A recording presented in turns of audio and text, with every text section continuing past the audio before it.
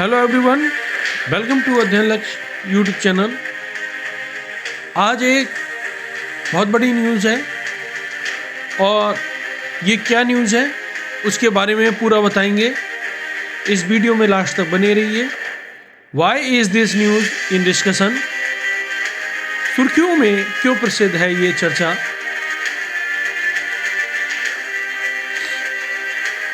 प्रधानमंत्री नरेंद्र मोदी जी ने नेताजी सुभाष चंद्र बोस जी की 127वीं जयंती पर उन्हें श्रद्धांजलि अर्पित की और पुष्प अर्पित किए।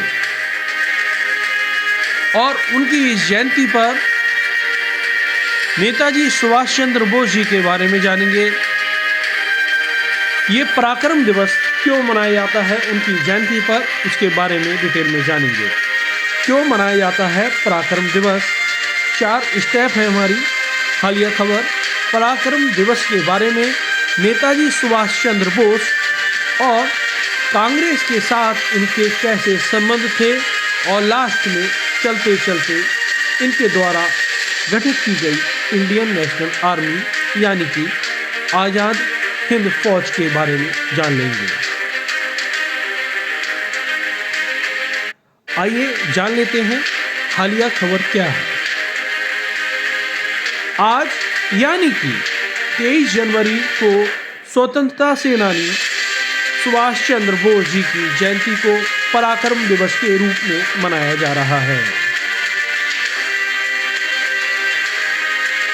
पराक्रम दिवस के बारे में जान लेते हैं। पराक्रम दिवस भारत के सबसे प्रमुख स्वतंत्रता सेनानियों में से एक नेताजी सुभाष चंद्र बोस की जयंती का नया नाम है। यह हर साल 23 जनवरी को मनाया जाता है। भारत सरकार ने नेताजी के योगदान का सम्मान करने के लिए वर्ष 2021 में इस दिन को आधिकारिक तौर पर मान्यता दी है। पराक्रम का अर्थ है वीरता या साहस, जो भारत की स्वतंत्रता की लड़ाई में नेताजी द्वारा प्रदर्शित अदम्य साहस और दृढ़ संकल्प को दर्शाता है। इस दिवस को मनाने का उद्देश्य भारत के इतिहास को आकार देने में नेताजी और अन्य स्वतंत्रता सेनानियों द्वारा निभाई गई महत्वपूर्ण भूमिका को पहचान कर भारतीयों में देशभक्ति और गौरव की भावना पैदा करना है। आइए जान लेते हैं नेताजी सुभाष चंद्र बोस के बारे में। नेताजी का जन्म 23 जनवरी 1897 को उड़ीसा के कटक शहर में हुआ था। उनकी माता का नाम प्रभावती दत्त बोस था और पिता का नाम जानकीनाथ बोस था। वर्ष 1919 में बोस ने भारतीय सिविल सेवा इंडियन सिविल सर्विसेज ICS परीक्षा पास की। हालांकि कुछ समय बाद उन्होंने अपने पद से इस्तीफा दे दिया। वह स्वामी विवेकानंद की शिक्षाओं से अत्यधिक प्रभावित थे और उन्हें अपना आध्यात्मिक गुरु मानते थे। उनके राजनीतिक गुरु चित्तरंजन दास थे। आइए जान लेते हैं कांग्रेस के साथ नेताजी सुभाष चंद्र बोस के कैसे संबंध थे। उन्होंने बिना शर्त स्वराज अर्थात स्वतंत्रता का समर्थन किया और मोतीलाल नेहरू रिपोर्ट का विरोध किया, जिसमें भारत के लिए डोमिनियन यानी कि अधिराज के दर्जे की बात कही गई थी। उन्होंने वर्ष 1930 के नमक सत्याग्रह में सक्रिय रूप से भाग लिया और वर्ष 1931 में सविनय अवज्ञा आंदोलन के निलंबन तथा गांधी इरविन समझौते पर हस्ताक्षर करने का विरोध किया। वर्ष 1930 के दशक में वह जवाहरलाल नेहरू और MN राय के साथ कांग्रेस की वामपंथी राजनीति में संलग्न रहे।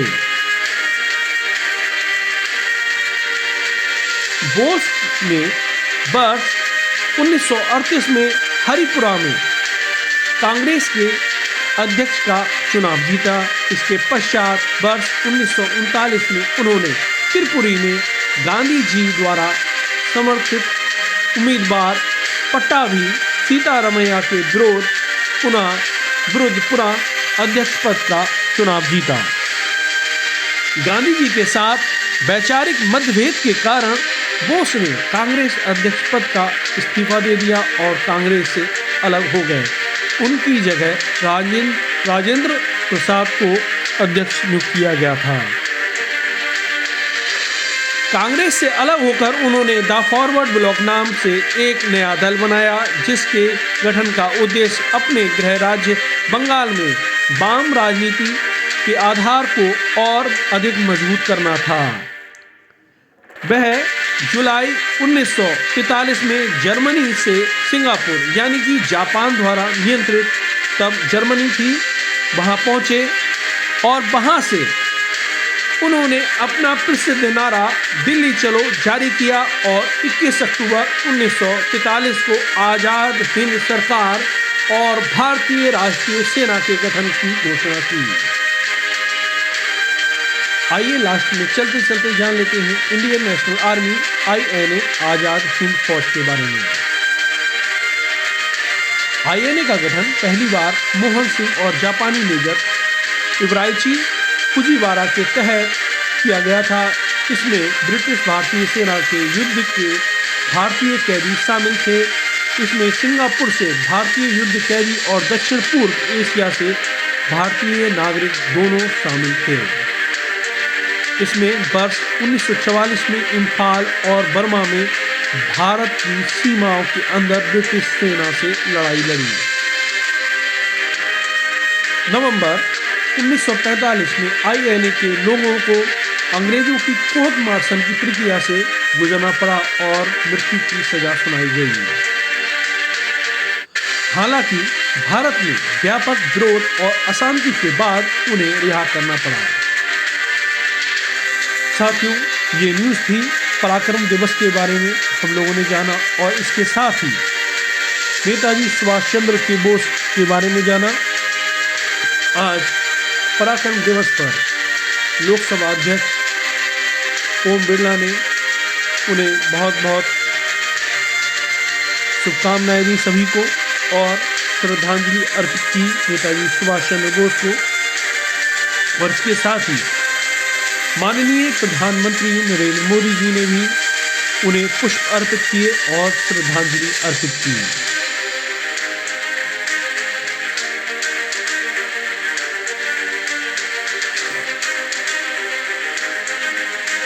साथियों, इसी तरह से इस YouTube चैनल से जुड़े रहिए ताकि आपको आने वाले दिनों में ऐसी ही जानकारी मिलती रहे।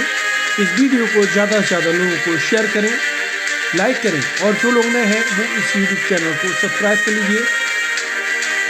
Thank you for watching. जय हिंद।